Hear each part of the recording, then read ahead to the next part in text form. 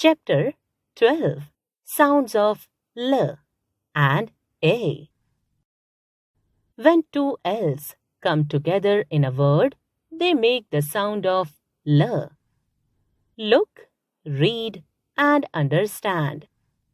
Doll, well, wall, mall, tall, bell, pill, ball, a bell on the wall.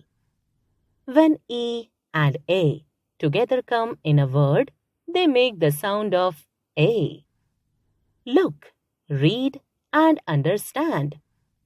Seal, tea, peas, bread, feast, clean, sweater, feather, tea and the bread.